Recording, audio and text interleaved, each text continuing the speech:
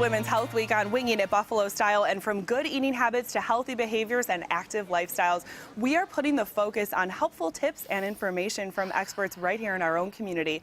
Today, we're continuing the conversation by discussing one of the most common cancers found in women. That's ovarian cancer, and we have Kathleen Maxian back on the couch this morning. She's the founder of the Western New York Ovarian Cancer Project. You've been on the show before to talk a little bit about what your project does, but we're going to rewind today and learn about some of the symptoms and the signs of ovarian cancer that women should be watching out for. What are some of the symptoms? So, Lauren, for years, ovarian cancer was thought to be the silent killer, that it had no symptoms and women didn't know, but if you got it, it was a terrible thing.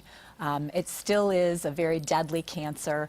It's the most deadly gynecological cancer, and most women who get ovarian cancer right now are unaware of the symptoms or their risk factors for the disease, and most women get diagnosed in advanced stages where the survival statistic is very low. Okay, so you're looking at only a 20% chance of survival for 5 years if you get diagnosed in advanced stages. Whereas if you catch it earlier, your chances of surviving are much higher. Absolutely. So one of the things that we like to let women know is that you are at risk for ovarian cancer if you have certain things. One of the things that puts you at risk is if you're over 55 years of age, okay? This doesn't mean that if you're younger you can't get ovarian cancer, but certainly being over 55 puts you at risk. If you have someone in your family who's had breast cancer before the age of 50, or any woman in your family who's had ovarian cancer. This is both on the mother's and the father's side of the family. So don't discount this if it was your father's grandmother who had ovarian cancer. This puts you at a higher risk. Women who've had a personal history of cancer, a personal history of breast cancer puts you at high risk for ovarian cancer. A personal history of colon cancer, rectal cancer, uterine cancer puts you at higher risk.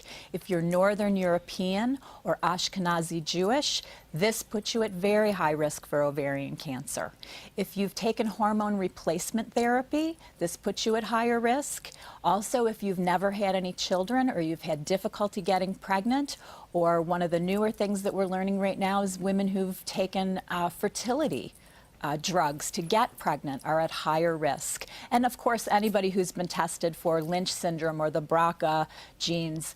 And also, and lastly, and this is something to pay attention to, women who have a history of endometriosis. All of those put a woman at higher risk for ovarian cancer. So there's definitely a lot of information to take in here. If people have extra questions for you, that's what the Western New York Ovarian Cancer Project is for. And there's some opportunities for people to get involved coming up this month. Absolutely. We've got two things happening. The first on June 3rd, which is next Tuesday at 6 o'clock from 6 to 8 at the Red Cross on Delaware Avenue, we have part of our program called Cancer Answers. And our program that night is going to be on understanding chemotherapy and its side effects. This is open to anyone who has cancer, a caregiver, anyone who's interested. And then the other thing is we have a Girls' Night Out fundraiser coming up for the Western New York Ovarian Cancer Project, and we're really excited about this. This is the second one. Dr. Juliana Marciniak, who's a local chiropractor, she had an aunt who had ovarian cancer, and she's very generously put together a Girls' Night Out. It will be at Peak Performance Chiropractic and Wellness Center on June 6th, beginning at 6 o'clock. They have about 40 vendors coming, lots of different wines and foods and all kinds of wonderful girl stuff to do on that Friday night. And that begins at 6 o'clock. And you can get pre-sale tickets online for $10 or at the door for $15. And you can find both of those events and more information about the Western New York Ovarian Cancer Project on our website. All right, fantastic. So you have one kind of serious event and one that's definitely a little bit more fun. Kathleen Maxian, the founder of the Western New York Ovarian Cancer Project. Thanks so much for coming in for Women's Health Week. We appreciate the time. Thanks, Lauren.